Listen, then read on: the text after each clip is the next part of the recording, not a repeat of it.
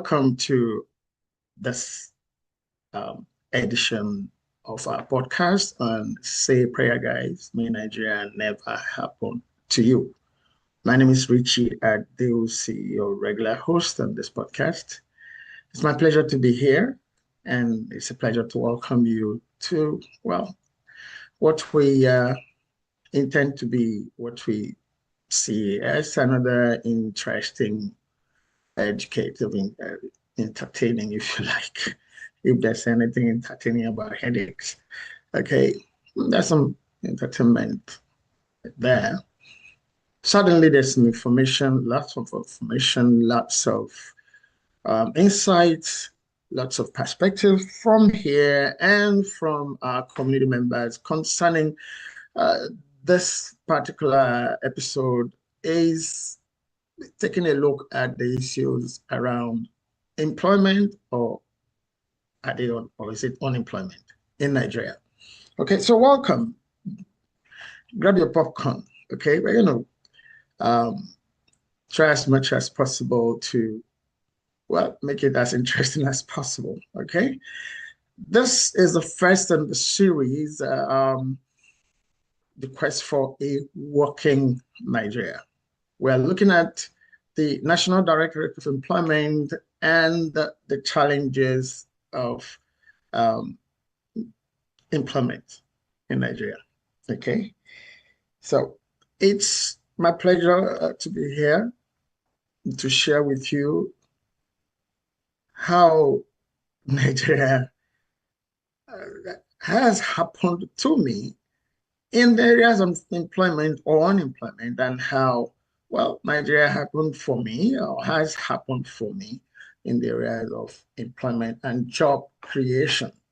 Okay, but if you have any young persons seeking for jobs, especially those that have gone to the university and they have degrees, okay, maybe they even have postgraduate degrees, maybe they have PhDs. I think it would be a very good idea to ask them to, wherever they are at right now, it'd be a good idea to ask them to, send them the link to this program, ask them to log in. There might be a few things they pick up here. And as always, please support us to grow. Before we continue, support us to grow. Kindly subscribe, share this live stream, share this the link to this live stream to your friends, especially young graduates, undergraduates, those who are looking for jobs now, or those who are preparing to look for jobs soon, even adults. Okay, we are discussing a very serious life issue today: jobs, employment, earning, productivity.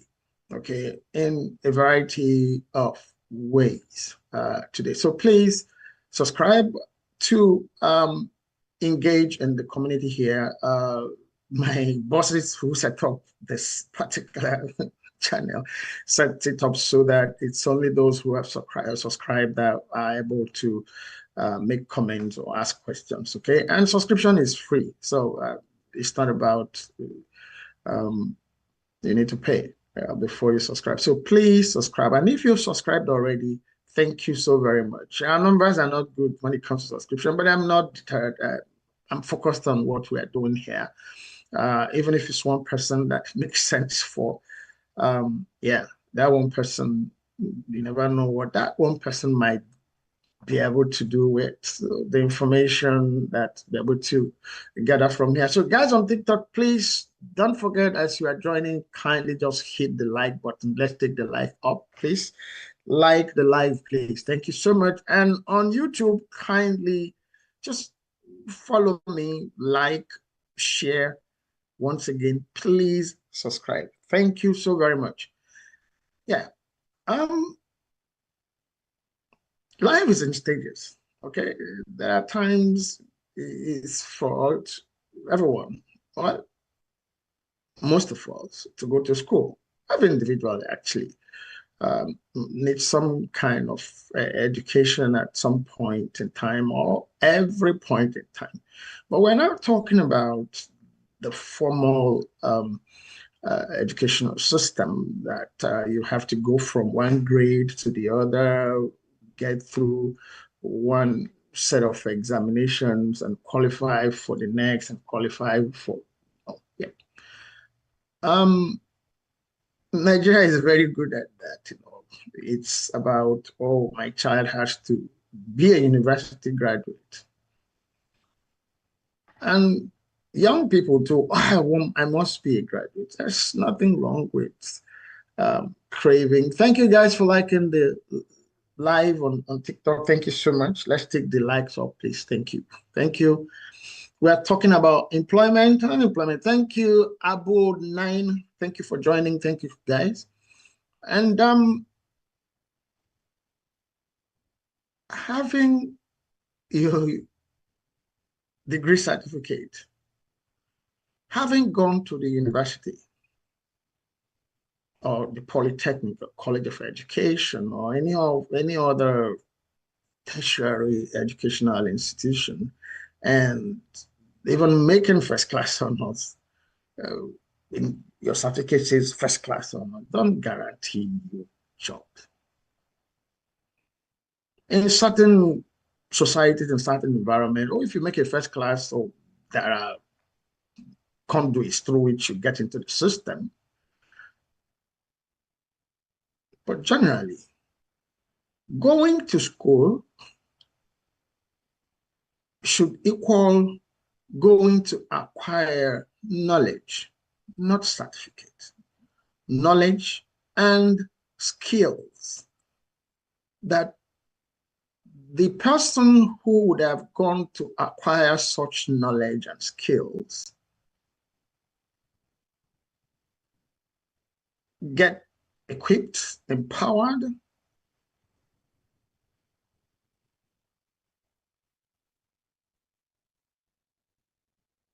the inspired aspect of it has to come from you, the individual. So we'll get to that. To be able to apply what you've gone to learn in school to solving problems in society. It's not your certificate. That certificate don't do that, wouldn't do that. It's you. You're able to apply what you've gone to learn in school. First, you will see the challenges in society and be able to picture how, you know, where what you've gone to learn would fit into solving specific challenges, problems. Problems are opportunities. Yes, every type of opportunities. Even death is an opportunity for certain business kinds. People need to be interred. People need different kind of equipment, gadgets to be able to bury people properly in different ways, in different cultures. So that you've gone to school and you are a graduate, don't mean jack. if like they say, okay, the school, is it you went to school, but the school didn't go through you. You went through school, but the school didn't pass through you. You need to learn, you need to crave from, even while you are in school, you need to have dreams of what you want to do. Unfortunately, that is not the case with a lot of young people. I don't have data to back that, but from interactions, from relationships, I do know that a lot of people go to school because they have to go to school, because their friends have gone to school, because their parents want them to go to school, because, okay, they just want that certificate. Congratulations, you have the certificate, but what are you going to do with the certificate? What is it going to do for you? And so, within the Nigerian society, sociocultural context, the target is to get the certificate. And the pursuit of the certificate and the acquisition of the certificate had created a lot of undercurrents, from, I've gone through, before we arrived at this point in this live stream, I started this journey. If you've not watched any of the previous videos, if you've not been part of our program, we started this whole journey from the federal government colleges. That is from high school, if you like. My story from like high school and the National Youth Service and JAM and going to the university and all the challenges. And now, okay, I've finished youth service, I have finished university, I have my degree certificate. But again, as an individual, and that's where it's important for you, for anybody, as an individual, you must have, you must have dream. Okay? You must make up your mind about who you want to be, what you want to do. Not just, I want to go to the university to go study medicine. The medicine, I know a number of people who studied medicine who are unemployed, to put it mildly. I know the people who studied medicine, engineering, law, because the idea, the expectation or the perception is that, oh, once I go to the university and I study a particular thing, yeah, that is it.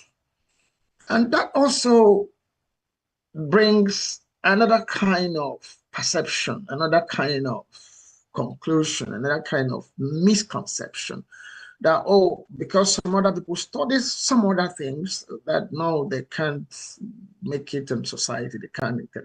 It's not about what you study, it's about your ability to apply what you're going to study to solve problems in society.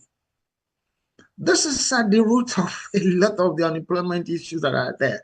We'll come to the government ones, we'll come to the other ones that have that beyond the individual. But the first thing is you making yourself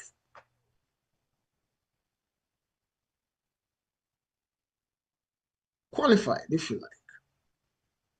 Getting yourself ready.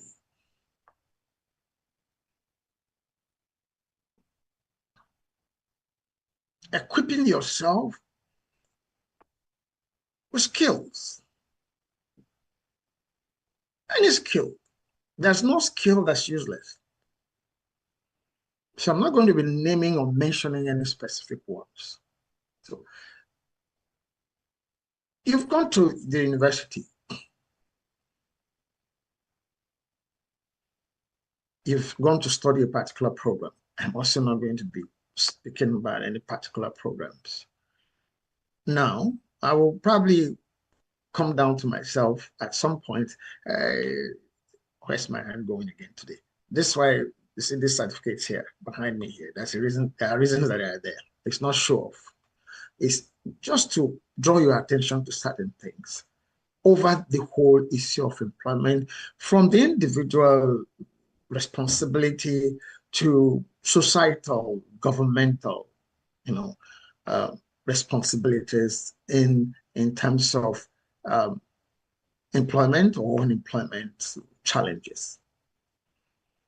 Okay, so you've concluded that, oh, because you studied a particular thing, oh, you are made. No, you're not. Even if people mistakenly employ you because you studied that thing, because they want someone who studied that particular profession or program, and you manage somehow to scale through their selection processes. If if you arrive at the job and you cannot deliver, and what is it that makes you to deliver or not deliver? It's not your certificate. Let's get that. And that's why we subtitled this edition, What Every Nigerian Youth Should Know. So that's why I also say call them. Let them listen wherever they are, let them link. They don't have to be with you. This is virtual. So call them, send them the link. You have or must, should have some vision, a vision of yourself doing specific things in society. So as you're sitting in that class during those lecture sessions, you're already relating what the lecturer is saying to some things, and you're fired up from the inside. You go through that session after session, semester after semester. You are writing exams not because you just want to pass it. You're seeing yourself, if possible, you're beginning to practice what you're studying already somehow. Go beyond the classroom. And I've mentioned names in the course of different episodes of this program. I've mentioned things that I've been involved in, different, not as show up. No. While we're in secondary school, high school, my classmates and friends, that was our head boy, I was house prefect, he was head boy. Incidentally, he was also in my house, but he was head boy of the school. In Nigeria, his name is Anta Laniyo. He is a Nollywood personality in Nigeria, a movie personality in Nigeria. Anta started, we parted ways after secondary school, really. So it was not a case of, I'm sure, okay, he went to study this or didn't go to study. Went different ways. I went to high school, everybody. But from secondary school, Anta organized the cultural and dramatic society in the school, wrote skits, took the drama group to inter-school competitions, presentations in other schools. During school programs, they will rehearse plays and all. Today, if he went to school, he must have to go study anything about drama. It would just now be to go to take what he has a passion for already, has skills for already, put them on paper. Not because he needed certificates to, function. Was already doing that from high school.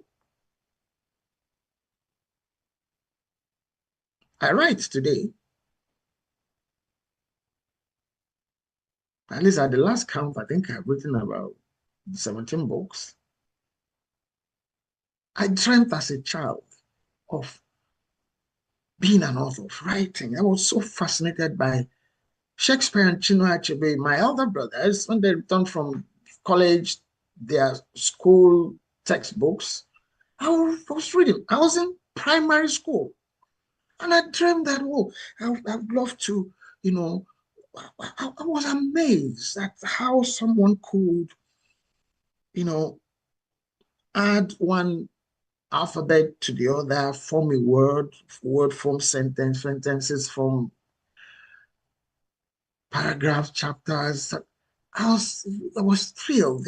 I was thrilled. And I want to be an author. I want to write myself. I actually gave myself a target that I want to publish I wanted to publish my first book by the time I was 20. But the Civil War messed all of that up. We'll come to that. I didn't get to publish my first book till I think I was 30 or so.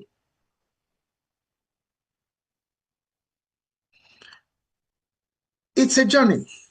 So what else now happens in the general society? If you already have it in you, you envision yourself in certain, it's about you deciding. I know all of us might not be like that, but in as much as possible, as parents, guide and guard your children to have those kinds of focus and perceptions about their role in life, not just that they are going to school. And by doing that, in doing that, also, I'm talking to parents now, okay? This is not a parenting program. I run parenting program, I'm a parenting coach, but then we're talking education now, we're talking employment. Don't force your children to go do programs that they are not interested in.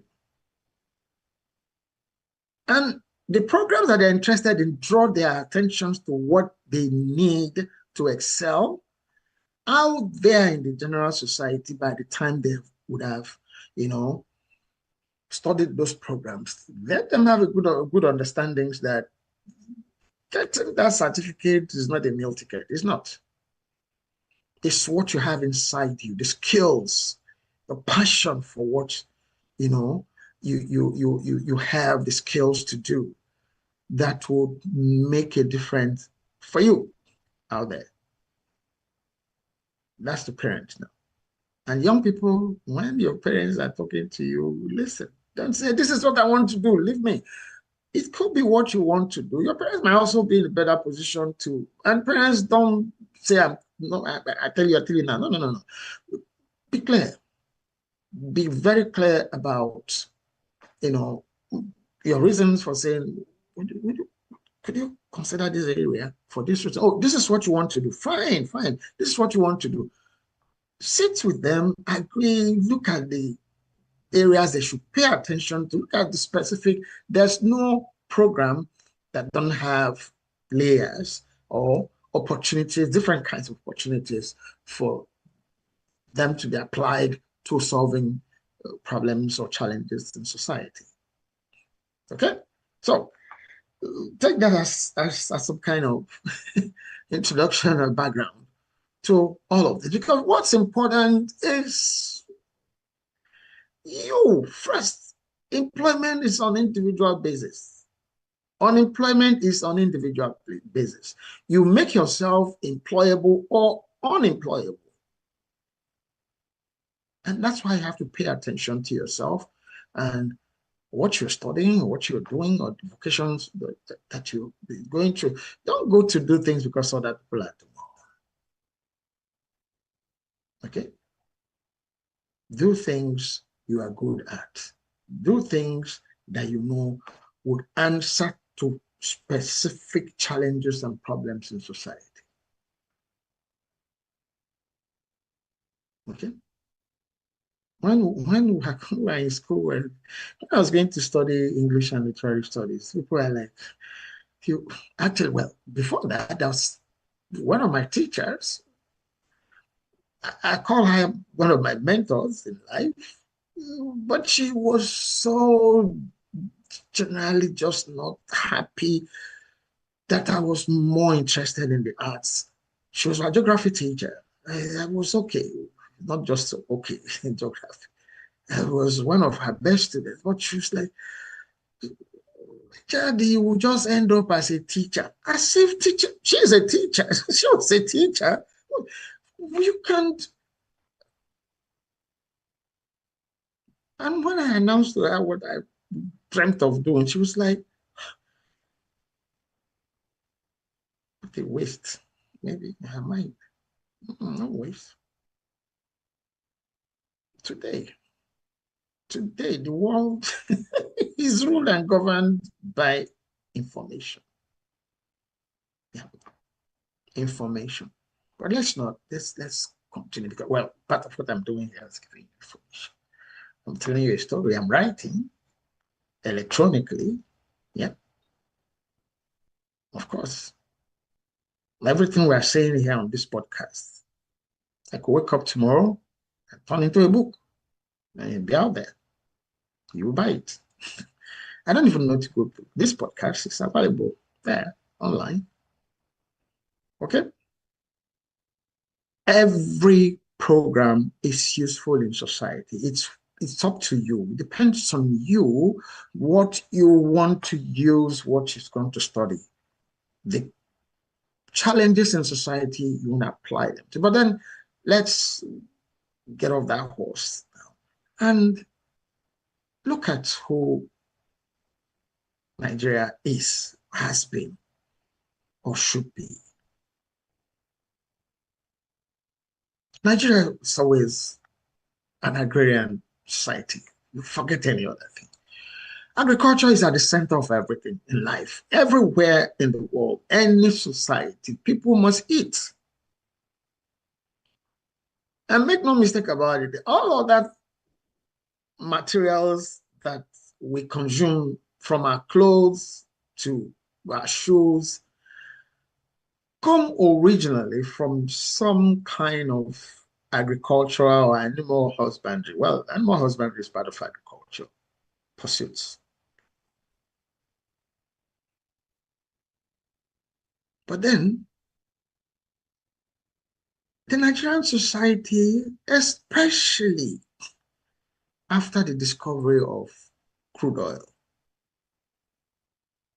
just became a society that everyone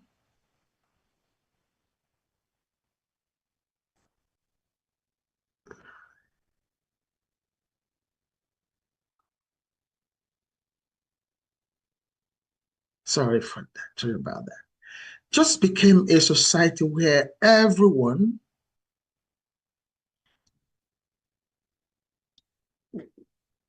focused on a mad rush to the center, a mad rush to white collar government jobs.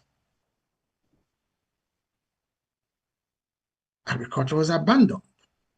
Most of those people who were now abandoning agriculture, their parents were wealthy farmers, produce buyers, produce traders. But even those big farmers from before the time of discovery of crude oil now got caught up in the my son had to join them, in the city. And then the attention became who would be in control of oil wealth. That led to the Civil War. In case you don't know, go and read the history books.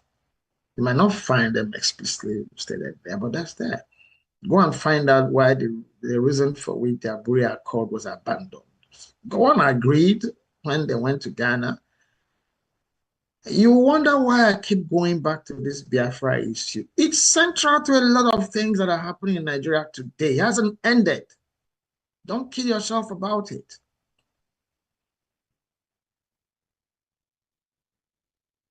It's central to what happened to me as an individual. I will just give you an instance. I just said earlier on that I dreamt of writing my first book by the time I was 20. Yeah, dream on. Yeah. We didn't go to school for over 3 years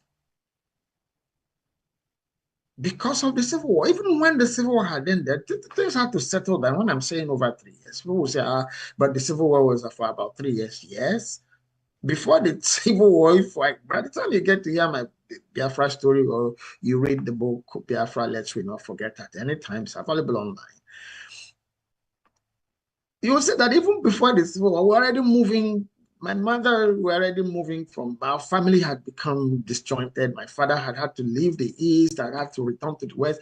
There was a lot of confusion. And then as the Civil War itself ended, So schools didn't just open the following day. No. So I lost over 4 years. My cousins in the Southwest, who are in the Southeast, my cousins in the Southwest, who I started school before they did, finished high school before me. Yes, those of them who are interested in reading, yes, finished high school before me. So we'll come to that. There are a lot of reasons why I decided to do this program, so that you understand why you should not keep quiet when the politicians are misbehaving. The effect of their misbehavior impact you, even if you're saying it's not your business now. It's not let them. Okay? So let's understand that. All right. So they were politicking, yeah, politicking, but the whole idea was who was going to control what. Now, if agriculture was not abandoned, if everything was not focused on crude oil, and then they begin to, position themselves as to who will control the national wealth and all that. When wealth was regional, things happen a little bit differently. But the things leading up to the Civil War was how to control everything from the center. Who would be in charge? Okay, that's why we got to Adewusi got there. Say he was supreme leader. They said no, you want to be control. Igbos want to control. Go on. They overthrew Adewusi. Go on to still call himself supreme leader. Others also, well, no, you can't be supreme. Then you started having coups and counter. They were not doing the coups and counter coups because they cared about you. They don't care. Yes, they didn't care yesterday. They don't care today. The politicians who are, go and check the names of the political parties you've heard. Let's not go too far. Let's look at from 1979 to now. Go and check the names of, and see what just changed. It's just the names of the political parties. Those individuals, 1979, they're still the ones there now. Moving from one place to the other. They are the same as the military. The military plan coups, align friends, cohorts, for whatever reason, agree, same groups. And like I have proven to you, until they all took turns in controlling the center, not for the benefit of the Nigerians on the street, themselves and their associates. And they created another class of people. They are not in military uniform. They are the ones there now. The same thing has continued. What they do, it's not gone, we kill you. But when civilians, I said it in the last episode, if I'm repeating myself, it's for emphasis.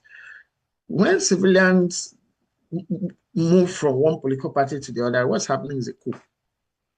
But then it's all in plain sight. It's all, well, legal, it's all legitimate. It shouldn't be, it shouldn't be. Nigerians copy. They copy blindly, copy wrongly. No matter how the Americans have worried, have bothered, have beaten themselves up, no matter how the UK is the Democrats and the Republicans. Go to UK, is the Labour Party, is the Conservatives. People, so there are no philosophies, it's just gang ups to get to the center. Same thing with the military, nothing different. So understand it. Okay, so we're talking employment, we're talking the NDE. Of course, while all the confusion, all the challenges that now came from, no, you agreed to go into the regions. If the regions had remained, agriculture would have remained, people would grow in their strengths. agriculture wouldn't have been neglected. That's where I'm going with this. Okay?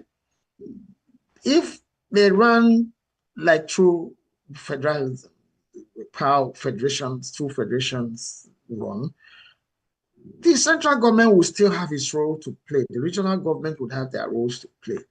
People know that they have to work to generate resource for development issues. They will work, they would invest their resources. But because of the discovery of oil and oil wealth, Nigeria became a country of allocations, sharing the center every month. Nigeria is probably the only country that does that. I've been trying to check around to see how that happens. Every month, the central government just sends money to the states. The state governors stay there, spend it, when they wait for the next one. Just like someone in unemployment who lives from paycheck to paycheck, that doesn't invest, that doesn't think about any productive thing to do with the salary. That trickled down into the general population. That's where that's link here. Trickle down to general population. Today, if you see a regular motor parked out, you say, what do you do? I'm a politician. Because it doesn't need to have any skills, not need to do anything. If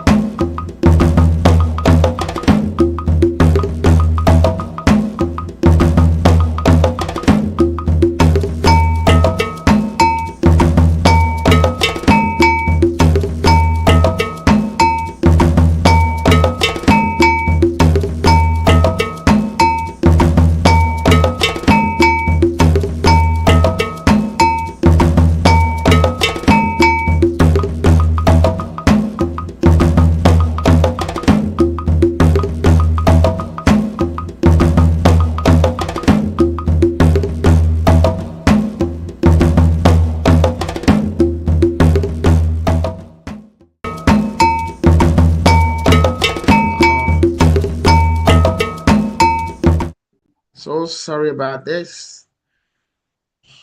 We're having some technical challenges on YouTube, so sorry. We're trying to resolve. We're trying to resolve it. So sorry. So sorry.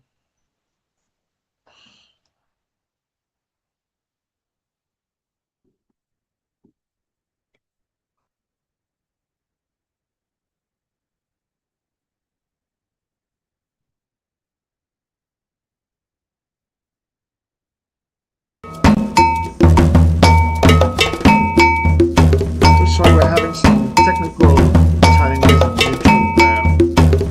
We're trying to have those resolved. So sorry, we're back. Thank you. I'm told we're back home.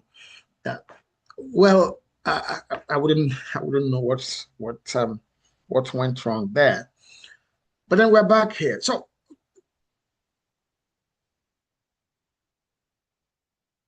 big farmers, produce buyers, traders of different agricultural products began to also want to get their own share of the proverbial national cake. Began to drive their children to go to college, study this so they could get white-collar job.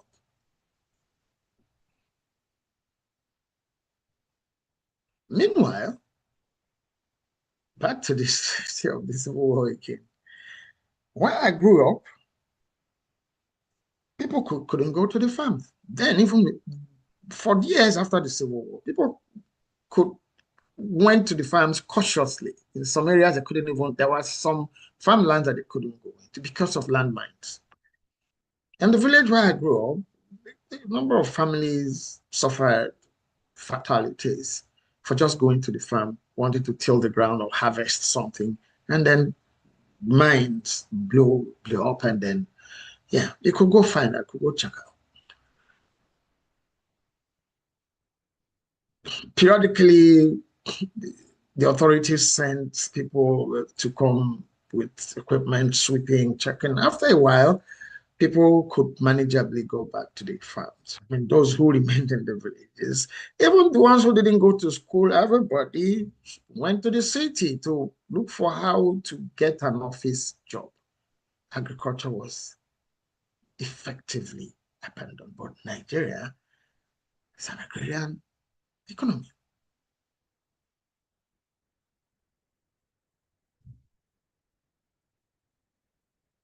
And then you now have an army of young people who have gone to acquire college degrees, university degrees, polytechnic degrees, teaching certificate of all sorts. But the system had no capacity to absorb what it was producing. And the system still didn't work early enough, fast enough, consistent enough to adapt, to restructure. Till the time we're on this program, people still go to universities to get degree certificates.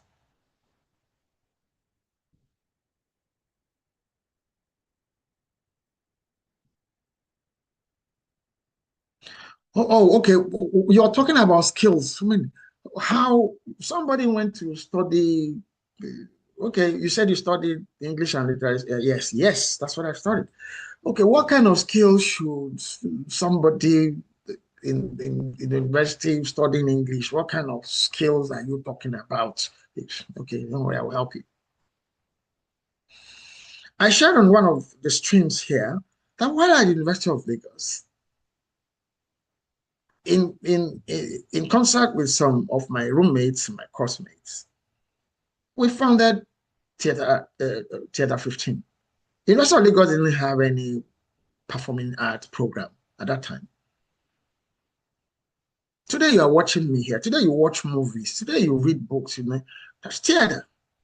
Skills from costumes to stage design to props to skills are needed to produce movies. Now let me remove myself from the picture, but I'll still be there anyway. In 2004, I went to present some papers in a conference in South Africa, Cape Town. That conference was called the Entertainment Education Conference. It was EE4, 2004, Cape Town.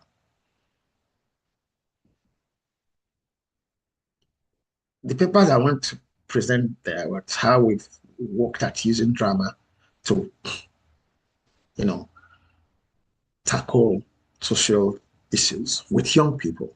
Yes.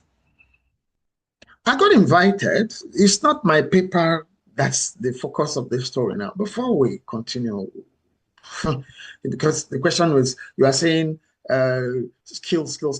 If I go to read English, what kind of skills should I? I've told you, if we are not you say, oh, but I don't like drama. Okay, don't worry. You don't like drama, but you watch drama, right? Good. Every advert for every product is drama, in case you still don't get it. Okay, so we'll move on. Now, I got invited to be in a panel to review and adjudge term papers of undergraduates of the University of Cape Town, first-year students. First-year students. Initially, I was like, oh, what am I going there? Stamp paper, George. So what's the big deal about sitting to? They don't have lecturers who will mark their stamp papers. So why am I being invited? It's okay. The people who invited me were partially from the SABC, South African Broadcasting Corporation. I reluctantly went, but I would have regretted it if I didn't go from the experience that I. And you know what their term papers were? First year students, English, not even literature, English students. Their term papers were not written essays, no. They were short movies, documentaries, drama skits, advertising, commercials. I'm like, wow. Wow.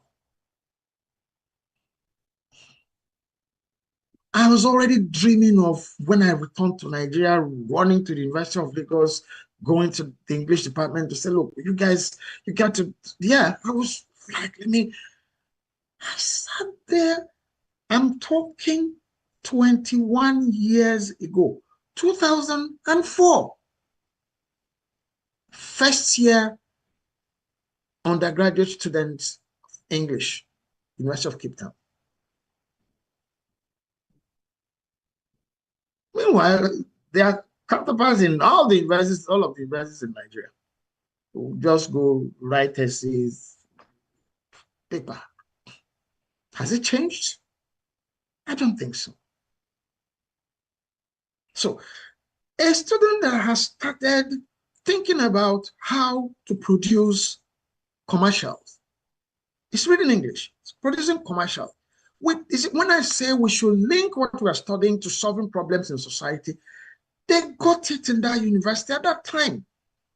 It's a matter of policy at that stage, at that level.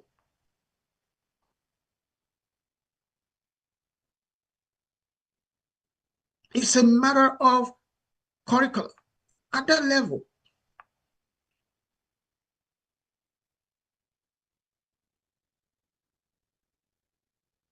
How the program is designed to benefit, to solve problems, not to get a certificate at the end of the day. Certificates that, well, I saw one, and at the end of the program, officially we took a tour of the university campus. I was chatting with some of the students. So why did you produce it? Well,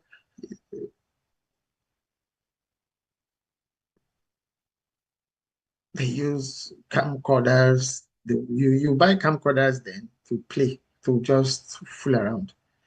And I use some camcorders, use what basic equipment. Number one, it's not just that they were able to learn how to produce, they also learn how to source for their production materials, from equipment to other resources needed to produce a commercial, produce a drama, produce a short movie. English students. When I returned, I went to University of Lagos. Don't ask me what happened. Yeah. No, I didn't. It was like, oh, I didn't go to teach anybody. So this is what. No, I just want to share experience. Could we think this way? Is it possible? Is that happening now? I don't know. Please tell me in the comments if you're listening to me from Lagos, or if you graduated from the University of Lagos, if you know, even undergraduates who are studying mass communication, This is laptop if you didn't have your own. Well, then I don't know what happened. Of course, people have now, even if you don't have our phones now. But most of those things that are, if they are being done by any students now, is out of their own cravings, out of their own desires, dreams, visions. Not, I don't think they are so much programmed, but they need to be programmed. Okay, so let's come back. Well, incidentally, the people who got into the coups and the counter coups, of course, they're interacting with some civilians, some technocrats who, some, everybody, but it's not bad. What do we do about this unemployment problem? Of course, people know things I'm saying here is not rocket science. I didn't invent them. People know that there's a skills problem with degree holders in Nigeria. So they came up with the bright idea of creating the National Directorate of Employment and made those made their programs. Basically, the NDE is a loans given organization, institution. You know, it's an empowerment, if I must use that word, empowerment organization that would give seed monies, okay, to specific category of Nigerians to get to do specific things, and started by bringing, I mean, taking them through certain vocational training. You see, this certificate here, this one here, huh? If you look at it closely, I don't know, guys, could you zoom in on it? What the name you find there was the name of my organization. Then that was a certificate that I've given for participating, for going through that entrepreneurship training for graduates that were applied. But I'm rushing, I'm going ahead, but I will come to back to that certificate. Of course, the NDE was created, and it was just coincidence. I just finished youth service. Finished youth service about September, August, actually, I think, yeah, 1986. We returned down south about September or so, 1986, or September, October. If you are following this stream, I went back to University of Lagos, Center for Cultural Studies, freelance writer. I decided to start my magazine, Just It. We started Just It magazine. Coincidentally, I decided to do a public presentation of the magazine in February of 1987.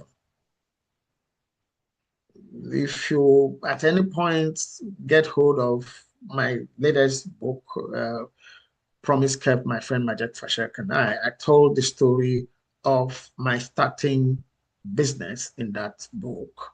And all of this is in there. And what do you want to do? I decided I wasn't going to go look for that white collar job. Go sit in one office where you can't apply your skills. You just sit there, do nothing, maybe, open files, go through the processes, wait for the months, look at the clock, you have resumed work, it's time to go home, look at the calendar, it's the end of the month, I need my check, that's it, leave. Contributing almost zero to growth of the economy, but consuming a humongous proportion of the national resource every month.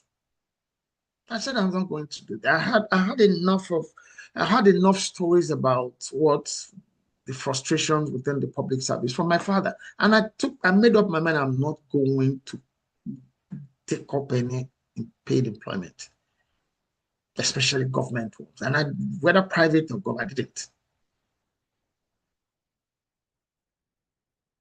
I founded the magazine.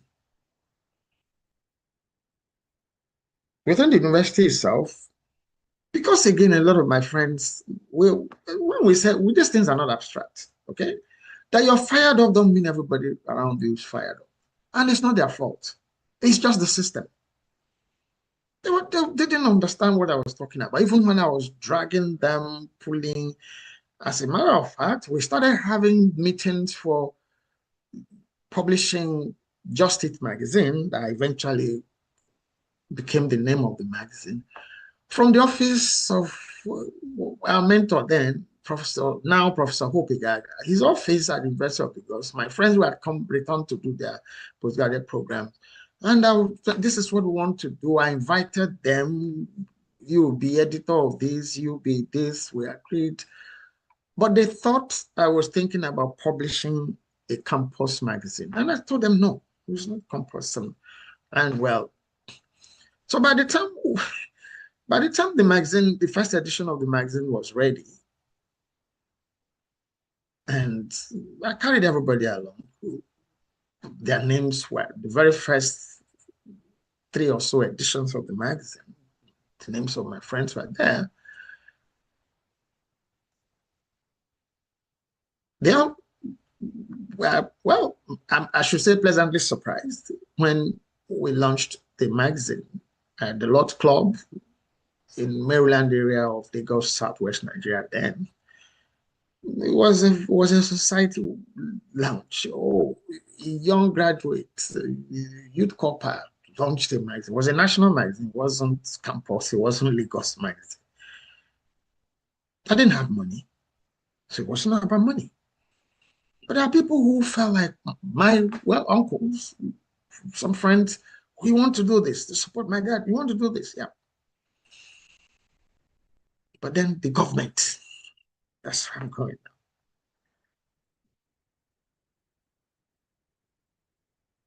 My very first reason for choosing to publish a magazine was in protest. I am not from a wasted generation, and I'll prove it. I'll profile what people from my generation in other spheres are doing. I will document them, I will profile them and publish them in this magazine. That was the whole vision, whole, mission of Just It magazine. And I did that, really. So we invited the government. Okay. Nigeria happened for me. And then you also see how Nigeria happened to me through it as we go on. That's where we are. Say a prayer, guys. May Nigeria never happen to you. Nigeria happened for me, but you have to play your own role for Nigeria to happen for you. It won't fall from the sky. What I'm going to say now didn't fall from the sky. The stories I'm telling you isn't because I'm showing off what, to let you know that I'm talking to you, young person. I'm talking to you, mommies and daddies. Talk to your children. They need to play their roles. If you play their role, you know to speak up. I'm not the only one who have the kind of experience I've been all about on this podcast. No, I know that. I'm inviting you to start your own podcast. You have a phone, you have a line, YouTube is there, Zoom is there, TikTok is there. By the time a critical mass of us are on this quest, things will change. Don't say nothing will change. Things will change. Right now, there is a whole lot of conversation going on about who is corrupt or who. Don't worry, we have a special episode on corruption.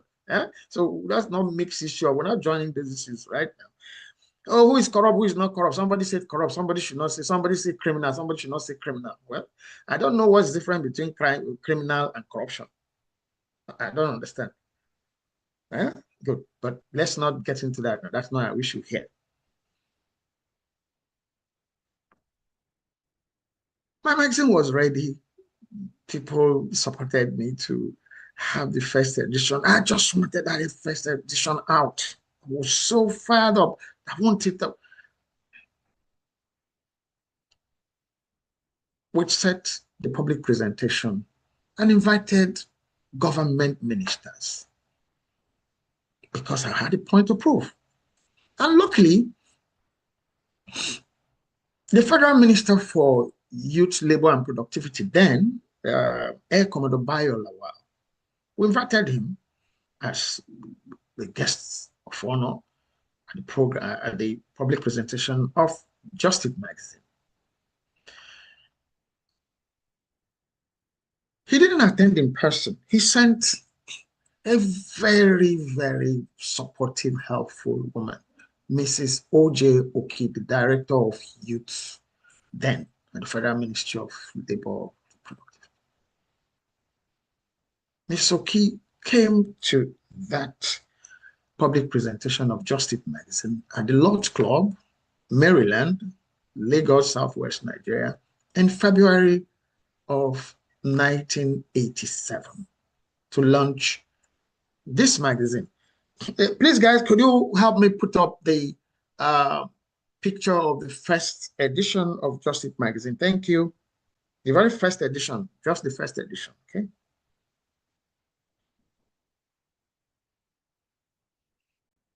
Thank you. Thank you so much. You see, what you see on the screen went through so many crazy journeys to arrive at what you're looking at. You can laugh, but that represents determination. It was a friend who sketched that mask. That mask was a mask in his room at the University of Lagos. The glasses you see on that mask was my glasses I put on the, and as I was sharing with him the idea of how I want to publish a magazine, he was sketching. He studied architecture, yes. My friend, Dakwa Kentude, big shout out to you, sir. I'm not surprised that he went on to his quest to create, to work at creating the first made in Nigeria car. There's been a need, there's been so many. I pray that one day I'll be able to convince him to appear on this program with me. Okay, you know, to share his part of that story. That was designed, sketch all of that. I was talking with him in this room. I was talking. He was still, I had graduated, we came back. I was, you know, research attaché at the Center for Cultural Studies. But he was still, well, the architecture program is longer. We spent longer than the 3 years we spent in school. He was still in school. So I was going home and we're talking, we went to his room. Okay. And I was sharing, was sketching that. When he showed me what, I'm like, wow. He said, but you're talking about doing a magazine. I was just thinking. And the name, okay, what do you want to call it? I'm like, this, that. But when I looked at that sketch, what he's done with the mask and putting the ideas, the kind of, excuse me, the segments I wanted in the magazine, it was putting them there. Some of those things you saw there were just from this discussion we're having. I want to have this segment. I want to have this segment. And it was putting them there. When he now showed it to me, I said, wow, this is just it. He said, yeah. I said, yeah, what? You were looking for a name before. This is the name, just it. That's how we arrived at the name, just it. Okay? Excuse me.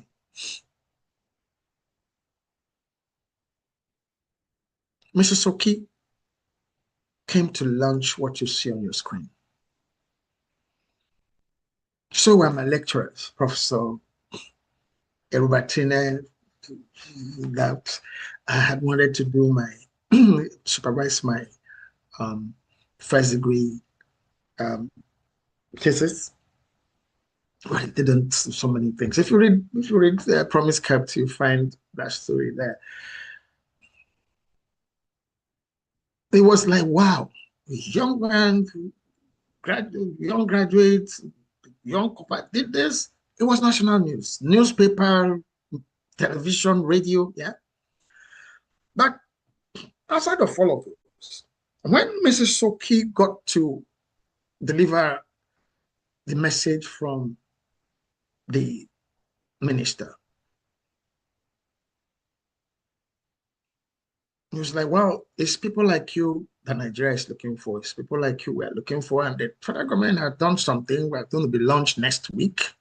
So Justice magazine was older than the NDE. So that's where I'm going. We're going to launch, but it had been established previous year, but it wasn't functional yet. It's, you know, so next week, and we're inviting you. Okay? Because that program, that institution, there's a segment of it that is for graduate self-employment and employment generation.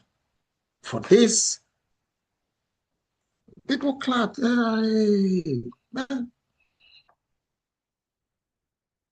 I was happy. Yeah.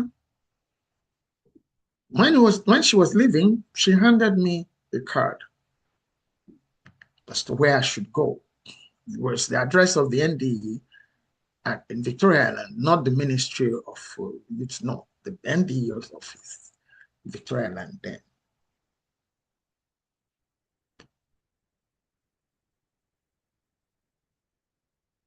We applied. And that's why you have these documents behind me here. Not to show you I went to school at all. For the graduate self-employment and job creation scheme, you needed to have your degree certificate and your NYSC discharge certificate were your collaterals. They will collect it from you because they're not dashing you money. It was a loan. Yeah. We did the proposal, attended the training workshops for the entrepreneurship. And I attended those documents that you see there as collateral. And they gave us a loan of 35,000 naira. 35,000 naira in 1987 was a lot of money, but it was also no money for publishing. We applied for more. They cut it. Meanwhile,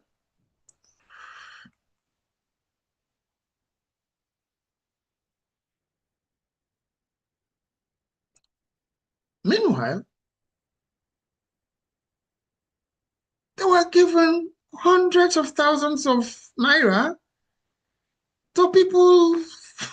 What? Yeah, Nigeria, right? Yes. It didn't end there. Of course, I needed working capital.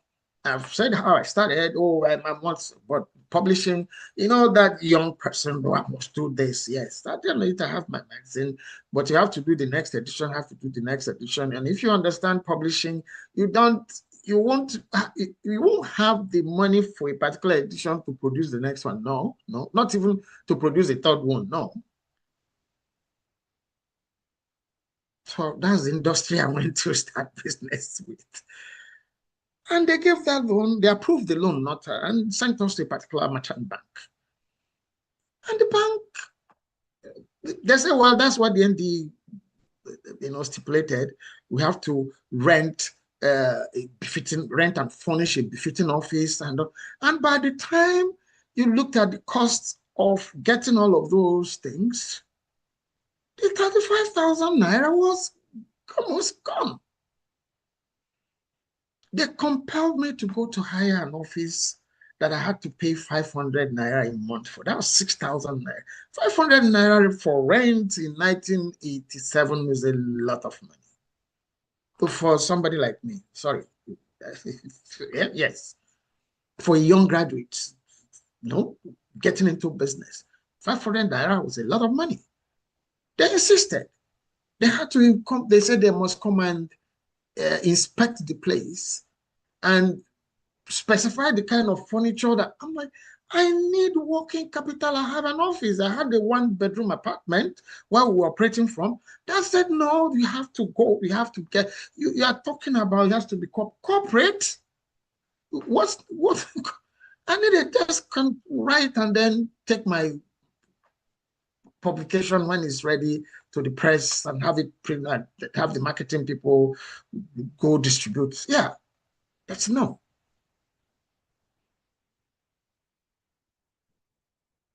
So we had problems, capital related problems. And they were like, oh, the lady who headed the graduate self-employment and job creation, unit of the NDE, Mrs. Okusami, was very nice, very supportive, and said, Richard, Mr. Adewusi, don't worry, we'll see what we can do. There's room to scale up. It never happened. When that application got to a certain table, they tell you, I don't want to turn this into any tribal, but that's Nigeria. Somebody told me, you should be happy you got anything. Well, we want to give to people, other people.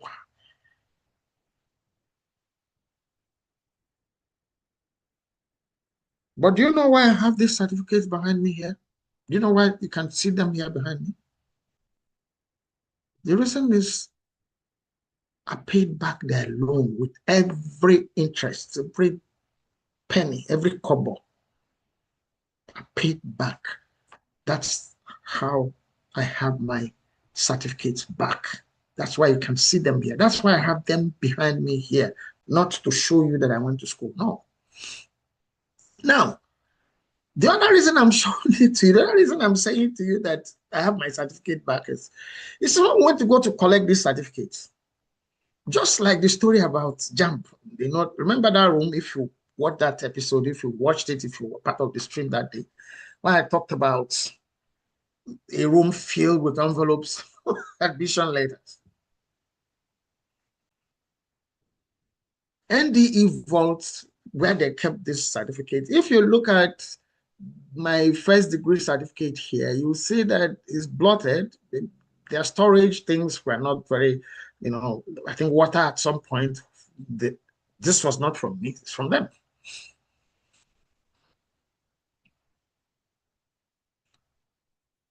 Where these certificates were kept when they were looking for mine, there were thousands, not tens of thousands.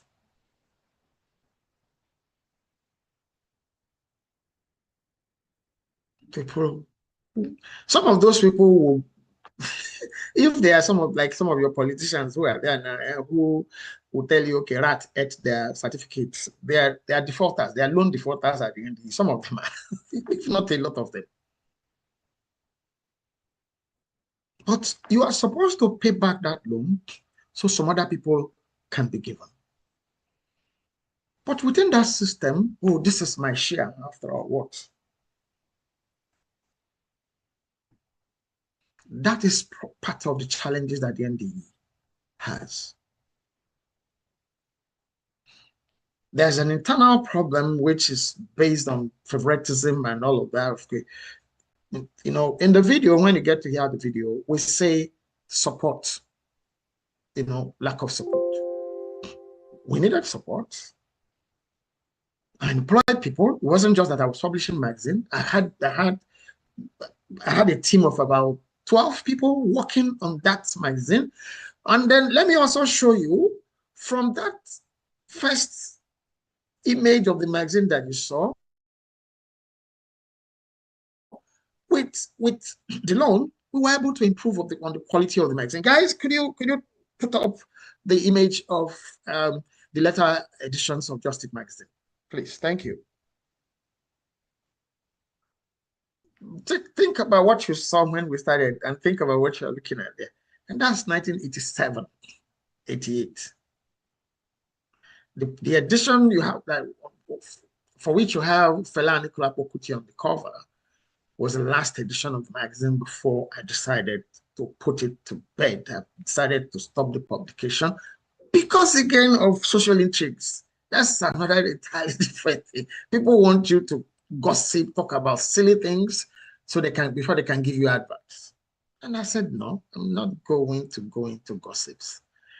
I started this publication to profile things, meaningful things that young people are doing. I'm not going to, because you gave me an advert, I begin to cook up stories about people's lives, marital life, relationships. And I'm not going to do that. I'm not going to blackmail anybody, not so. I decided to stop the magazine.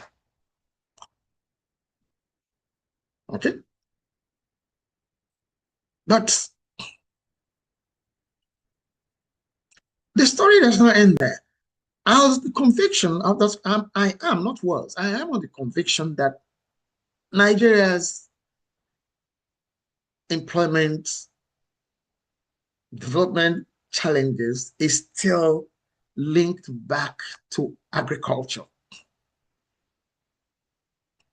So at this point, we've gone to into the program before talking about the video, but I'm going to, I'm going to ask guys to play out the video we produced for this episode. Agriculture is key. The government has been coming up with things, but again, I just went through the story of the NDE. That's my story. There are so many other people. The problem is we are not talking enough. We're not. We're not. Nigeria happened to me and for me from the 35,000 naira to publish a magazine. And you insisted I must spend over 60% of it in things that had nothing to do with working capital. Yeah. I had to source monies from elsewhere to even keep going. But at the end of the day, I paid them back their loan. I'm not owing them. I'm not owing the Nigerian government a dime. No. Okay. So guys, let's play the video for today, for this program that we produced for this particular episode. When we come back, we'll round up and then take community contributions. Thank you so much. Thank you, guys. Till this time, in Nigeria today, 2025, a university degree certificate is not a guarantee that a university graduate would get a job, for a variety of reasons. Young Nigerians graduate with honors, wear the cap and gown, hold their degree certificates with pride, feeling accomplished, and having high hopes for getting gainfully employed, aspiring to start their lives. But alas, no jobs. Most of those with degree certificates are not employable. They have paper qualifications but hardly any skills. Watch this video, created for Say a Prayer Guys, May Nigeria Never Happen to You, to see if the National Directorate of Employment, established to address the challenges of graduate unemployment amongst other employment-generating programs, has lived up to fulfilling the visions for which it was established, and how the music of another Nigerian creative, Chief Commander Ebenezer Obey, is relevant to the issues around job creation through one most important sectors of the Nigerian economy. Nigeria was always an agrarian economy. Before the discovery of crude oil in the 1950s, agriculture was the backbone of Nigeria's economy. Cocoa, groundnut pyramids, palm oil, cassava, rubber, timber, and these were not just merely for exports. They were symbols of national pride. The discovery of crude oil became a curse, an elixir for laziness, and an unproductive pursuit of luxury and the easy life, characterized by an insatiable appetite for consumption. The discovery of oil and the control of oil wealth is a major reason for the Nigeria Civil War, the Biafra War, and the subsequent deadly political intrigues that have kept Nigeria struggling with a myriad of development challenges, including unemployment. The Civil War and the unending cases of insurgency and banditry have left farmlands riddled with landmines from the Civil War, especially in the southeastern parts of Nigeria after the Civil War. For families who lived through the Civil War, farming was no longer life-giving. It was dangerous. When it seemed that the dangers from the threats posed by landmines had been overcome, insurgencies and banditry replaced that threat, and farming communities from the northeast, north-central, southwest and southeast of Nigeria that depend on farming for food and cash crops have mostly abandoned farming, creating more challenges in the areas of unemployment and food security. Besides the challenges posed by the civil war and the current security issues arising from banditry and insurgencies, farming is considered by young Nigerian university graduates as a field for the uneducated. The educated, degree holders belonged in air-conditioned offices. That shift emptied villages into cities. Young people hunted for scarce government jobs and corporate careers. White-collar dreams collided with a collapsing job market. Unemployment became Nigeria's unending crisis. In 1986, the federal government of Nigeria, under General Ibrahim Babangida, launched the National Directorate of Employment, the NDE. Its mission was ambitious: to fight mass unemployment, equip Nigerians with practical skills, and nurture self-reliance. The NDE built its work on four key pillars: rural employment promotion, vocational skills development, graduate self-employment/small-scale enterprises, and special public works. These programs offered hope. They reminded Nigerians that dignity does not come only from certificates but from productivity. Thousands were trained, some started businesses, and some returned to the land. Yet the challenges have been immense. Okay, this is the language of advertising. This is the language of, let's see, skills. And it's easier today. Why am I saying it's easier? You go on YouTube to go and dance. And it's still the same perception, the same concept that, oh, they say if I dance now, YouTube will pay me money, or TikTok will pay me money. After you finish dance, your one video that trended will stop. You might not trend, and whatever you got from that one trending might not keep you for the rest of your life. You can use that phone. You know, it takes us back now to, sorry, we've lost so much time, that technical, I won't call it timeout. It wasn't a timeout, it wasn't planned. It's not nice. I apologize. I don't feel good about it myself. Okay. But, yeah, so there are questions here from community members. Do you think Nigerian leaders deliberately keep youth jobless so they can be politically manipulated? I don't think so. I think there are, even in this program, we have shown you that different things fed or feed into the unemployment problem. Okay, from personal, individual to family. Your father, your mother that was a farmer's now abandoned farm, send you. Now, in all of this, we're actually not, we talked about the mind and thing, and because of the disruption in our programming here, okay, with the issue of insurgency and security as well, in terms of the agricultural thing, or the sector, okay, some few years ago, when Nigeria wasn't always like that. Like I said, at a time, the challenges with, at least the environments I knew about, and it was widespread environment, wasn't when I'm talking about present day Imo State, Abia State, parts of, Anambra, Enugu, Ebonyi, okay, rivers, Cross River, Kwaibom. So it's a huge area.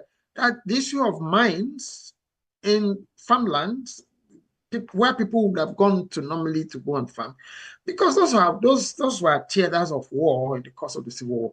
But at the time, people overcame that either by government intervention at trying to remove those mines. There was a time that was happening.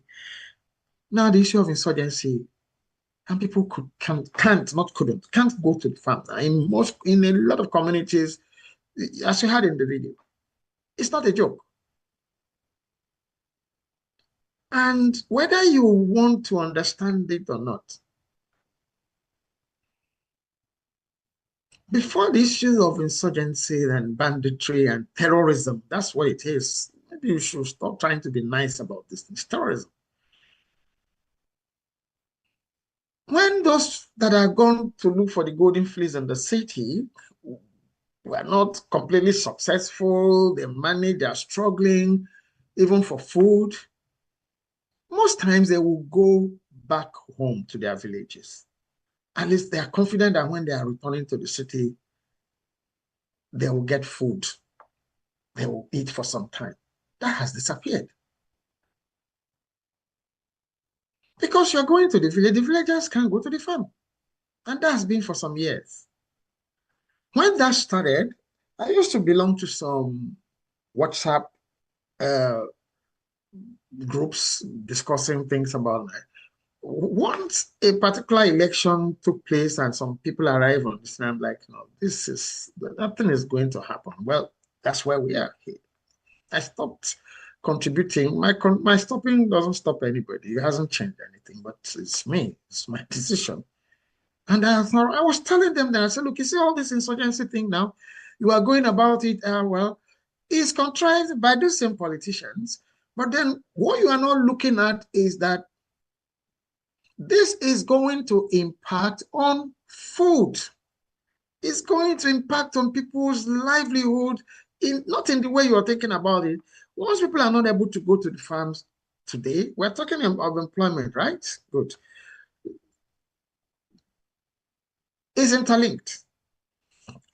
By the time you can't go to the farm, you can't farm, even the subsistence farming that gets you to get food crops to eat, and maybe take some of it to the market, local market, sell. Some other families that didn't crop those things can buy, and use that money to maybe send your children to school or support somebody. People are still doing that. Now they can't do that. Now in the cities, there's no job. Now the person that would have gone home and they'll package certain foodstuff as it's going back, don't have that opportunity anymore. That's not available anymore. It's a full circle.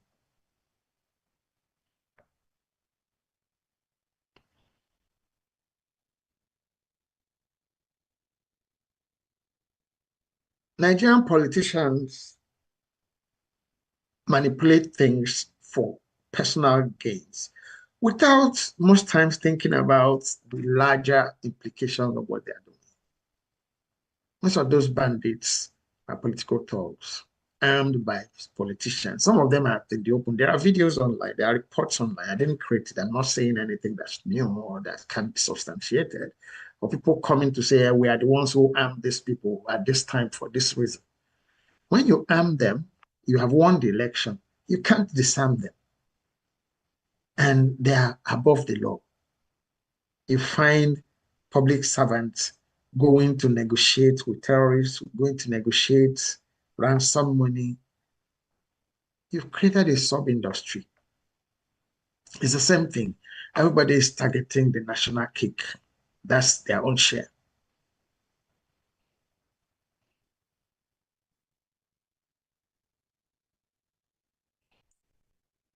Some of the stupendous amounts of money that are involved in ransoms and placating, we're doing amnesty. Nigeria is doing amnesty program for terrorists. One group started in the Niger Delta. They designed amnesty program for them. Forget whatever reasons for which they took up arms and all of that. And some other person say, well, you did for these people. These other people up north. Why would you treat? So it became politicized. It became, monetized. Okay, create another. NDDC was created for the people. We'll come to all of that. Different stream. Sorry about today. The technical thing just disrupted our flow, but we're still here and we'll soon end this. They created NDDC. Some other people come and say, hey, well, you created NDDC, you did amnesty, terrorists up there to Northeast, created the Northeast what development, what, like I always say, till tomorrow, nobody has created anything to address the issues of the challenges created by the civil war in the southeast of Nigeria. Nobody else. Okay, so what specific skills you think you don't need to have? There are different needs in society. Different needs in society. Start from what you like doing.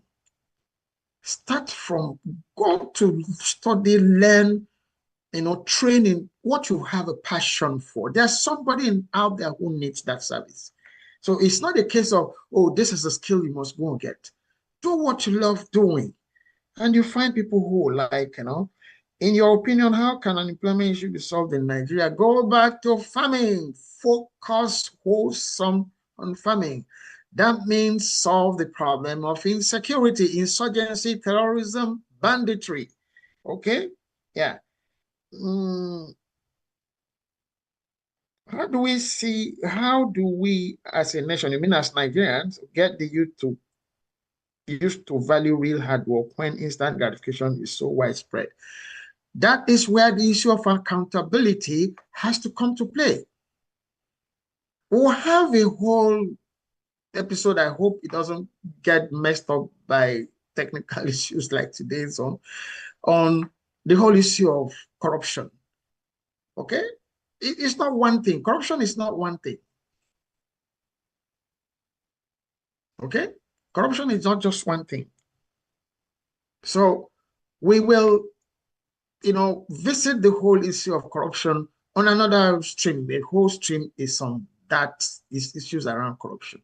So if people who have enriched themselves in questionable ways are brought to book, especially in public offices, they crave to that, go rushing to that place to go and get rich. You're seeing people who there's no visible thing they are doing. They have money. So why would young people now be inspired to want to be? They want to be like the people that they see out there. That's why all of them want to now be politicians. Yes. Before I used to be, they joined the army so they could do coups. Now they are politicians so that they could get. And then Nigeria has to do something to make the center less attractive. No, call it getting back to regions. You can't get back to regions really. It's funny. The states can still function as region. The state can, yes. That is still, it's structural. And when I say structural, we go back to that document that they call a constitution, the one they say 1999. With the people. It's not with the people, nothing. It's the military, some people gathered, wrote it. It's not with the people. It's not Nigerians. Okay? So all of those, it's not one thing that's going to solve the unemployment. But for now, the institution that is there, funding, the money you spent doing amnesty, the money you're spending, the money you're sharing in the Senate, fund the NDE. It can be organized to play a major role that is designed to make in at least addressing the unemployment or employment challenges in Nigeria. If it is reorganized and properly funded. Okay, so we're going to end this here today. It hasn't ended well because the program itself, riddled with technical challenges today. But we thank you for being here with us. Thank you for remaining with us. We implore you to please subscribe. Join us again, same time next Friday, 1 p.m. West African time, including Nigeria, and 8 a.m. Eastern Standard Time, US and Canada, on Say a Prayer, guys. May Nigeria never happen to you. Our prayer here is, may Nigeria happen for Nigerians and all friends of Nigeria. Thank you so much. See you in the next one. Bye-bye.